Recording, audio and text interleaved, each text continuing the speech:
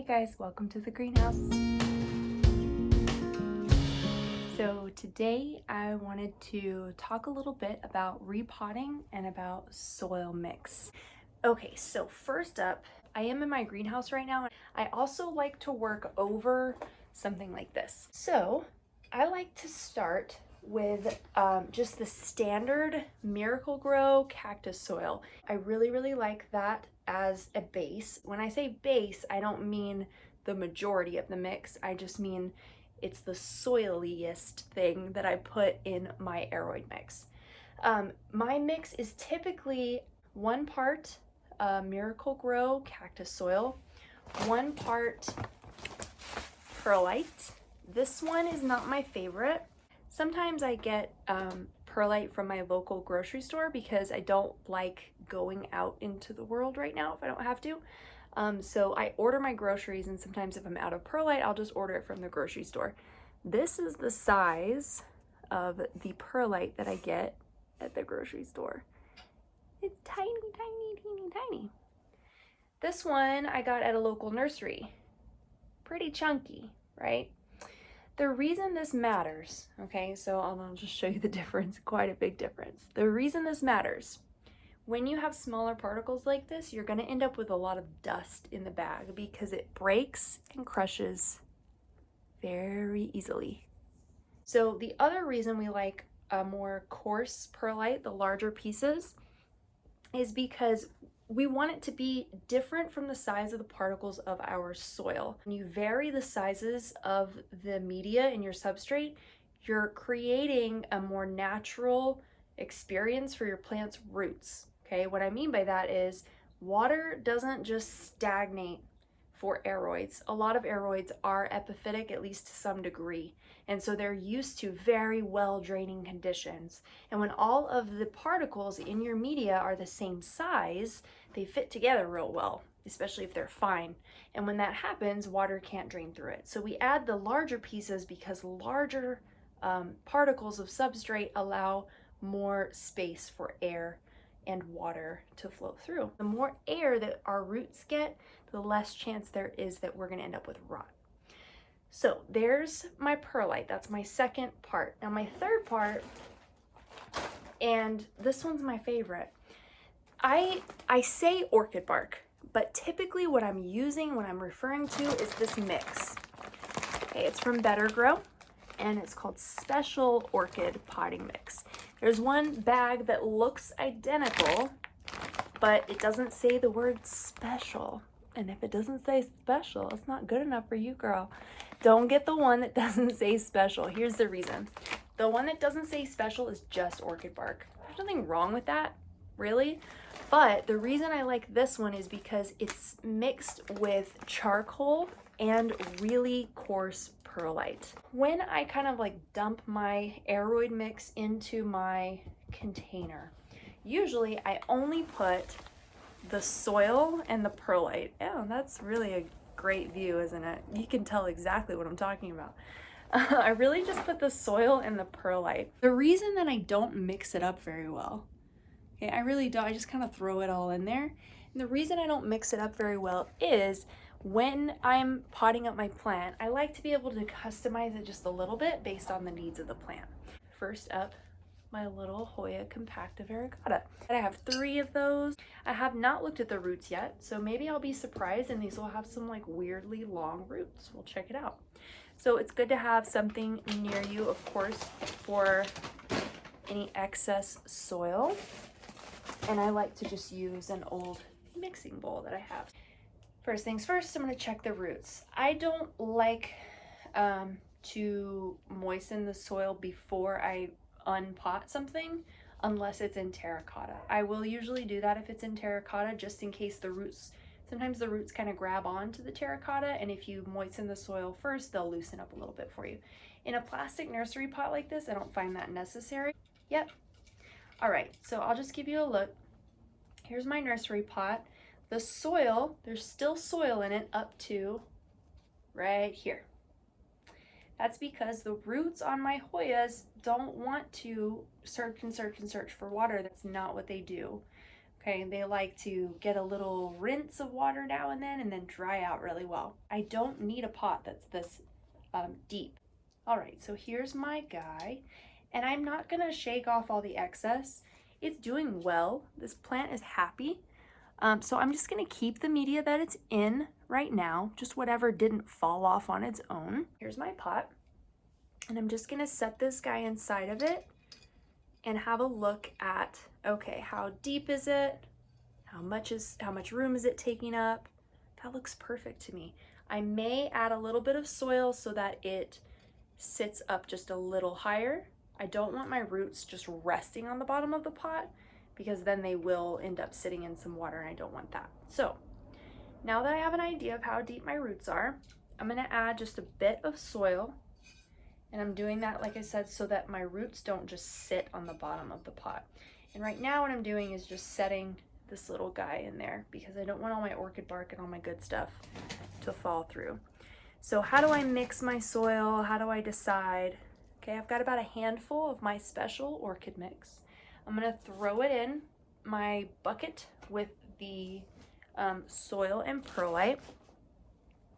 Okay, and then I'm just gonna mix up that little section where I poured in the orchid mix so that when I pick it up, my mix is pretty much a third. Perlite, soil, and orchid bark. I'm just gonna sprinkle that evenly throughout my little pot here. So I only put maybe a half inch, I would say a half inch of new soil at the bottom so that the current roots don't sit right there. Okay, now again, I'm gonna pick up my Hoya and put him back in there, set him on top of the new roots or the new soil. And yeah, it's right up to the top of the pot. Could use just a little bit more height. So let me lay down some more. All right. There we go. See if that's right. Yeah, perfect. So from this level, I want to see the base of my plant. And that is exactly what I'm looking at. The base of the plant sits right at the top of the pot. Beautiful. I love this pot. Okay. So I'm gonna set that down and then I'm gonna unpot my other two. So there's my guy, and I'm just gonna add him to the new pot right next to my other one, and it should be, yeah, perfect. Should be about the same. I'm just starting to fill out the pot. Okay, I've got one more pot, same thing. Yeah, about halfway down those roots are reaching. So every time this was being watered, okay, the water would, and this is well-draining soil, it's a nice mix. So the water would flow through the plant and collect down here where the plant can't reach it. So it's kind of like, I don't know, what's the point? So let's give it a pot where the roots can reach the soil. Okay, so here is where I'm at with my new pot. Bum, bum, bum, bum. Looks really good. I am gonna spread out the one that's on my left. I'm gonna spread that one out a little bit because there's multiples in that pot and I do wanna just kind of fill out this pot a little more evenly, and that's what it looks like.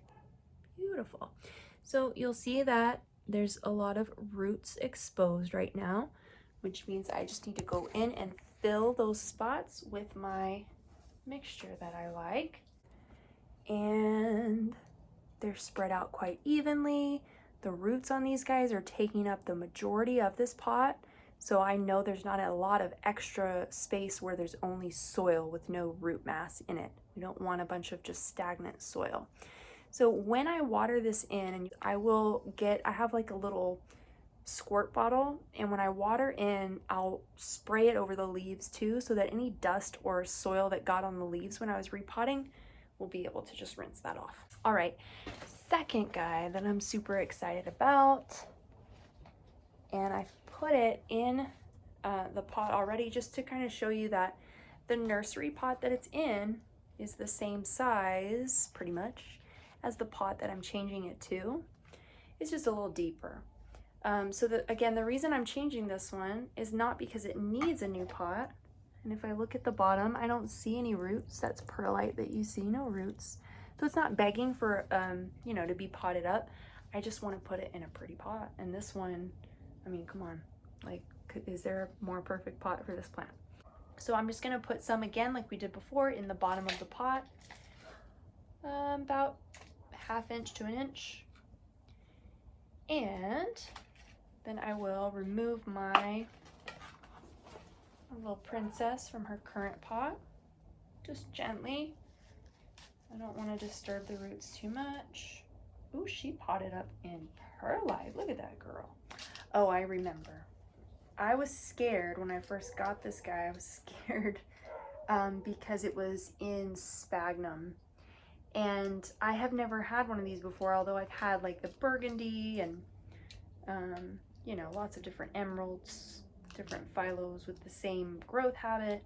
But for, you know, I was just scared that I was going to kill it. So I filled the empty space with perlite, thinking, okay, perlite cannot kill anything because it's super well draining. Now this was in sphagnum, like I said, just tapping off that excess perlite. This was in sphagnum, so the majority of what you see here is sphagnum, but the roots have really taken over. So when you have a plant that was rooted in sphagnum, you don't just want to keep adding sphagnum, because as that plant matures, it's not going to have the same water needs, and I don't want you to end up with rot. So I am just teasing the roots apart just a little bit. I'm not trying to remove all the sphagnum, and I'm not being aggressive with it. I don't want to hear anything break. So I'm not going to force it. I'm just kind of poking a little bit, teasing them apart. And any sphagnum that does just fall off on its own can fall off on its own. Okay, so I'm going to stop there. I'm not going to be overly aggressive. You can see there's lots of sphagnum left. Again, that's fine. There's about 1 inch of soil in there. It's the same mix that I used for my Hoya. Now when I put this plant in the pot, I'm not gonna let it go all the way down into the pot and then start pouring in my mix. I like to just use 2 fingers to support the stem and keep the plant at the height that I want it to end up at, or maybe even a little higher, because it's gonna settle a little bit when we water it in.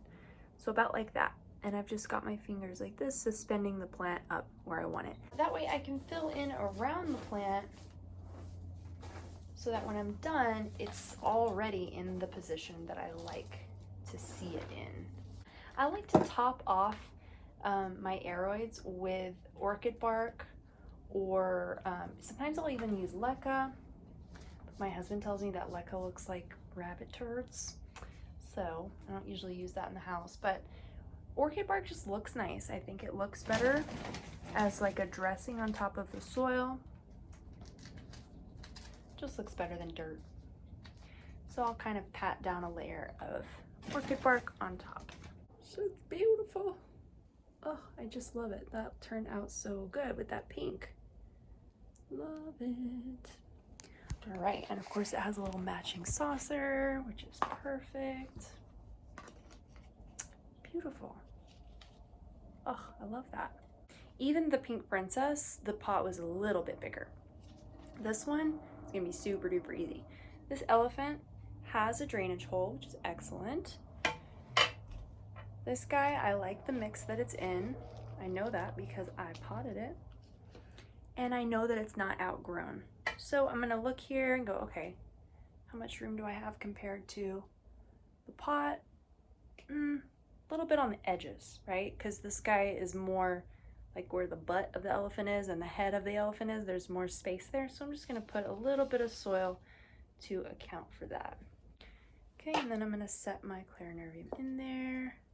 And I can tell it's kind of falling.